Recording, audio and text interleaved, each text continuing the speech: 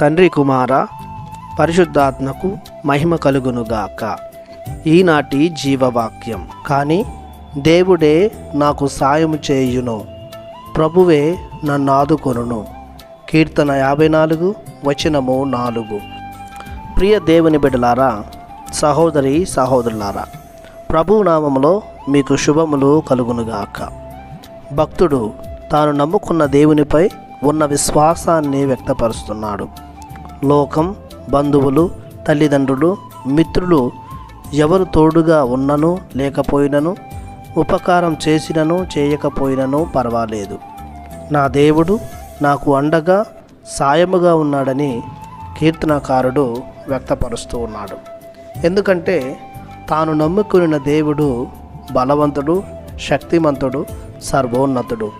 యెషయా గ్రంథము 59వ అధ్యాయము 1వ వచనం ప్రకారం, ప్రభు హస్తము మిమ్ము రక్షింపలేనంత కురచి అయినది కాదు, ఆయన మీ మనవిని ఆలకింప చెవిటివాడు కాలేదు అని వాక్యం పలుకుతూ ఉంది.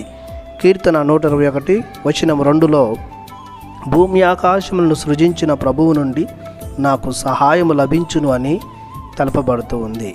ఇంకా ప్రభువు కొండ, కోట, ఆశ్రయ దుర్గము, ప్రేమనిధి, కరుణాపూరితుడు, నమ్మదగిన వాడు అని కీర్తనకారుడు పలుకుతూ ఉన్నాడు.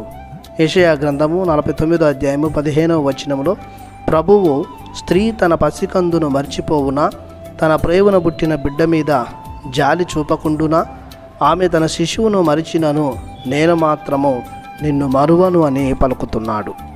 అందుకే కీర్తనకారుడు ఎంతో దృఢముగా గట్టిగా దేవుడే నాకు సాయము, ప్రభువే నన్ను ఆదుకొనును అని ప్రబోధిస్తున్నాడు. ఆయన భక్తులమైన మనం ఆయన యందు ఏర్పరచుకున్న విశ్వాసాన్ని బట్టి ప్రభువే మనకు సహాయమనియు ఆదుకొనువాడనియు ఆయన చేసిన మేలును బట్టి గొప్పగా ప్రకటించాలి. మరికొంతమందిని మన ప్రభుని చెంతకు నడిపించాలి. ప్రార్థించుదము.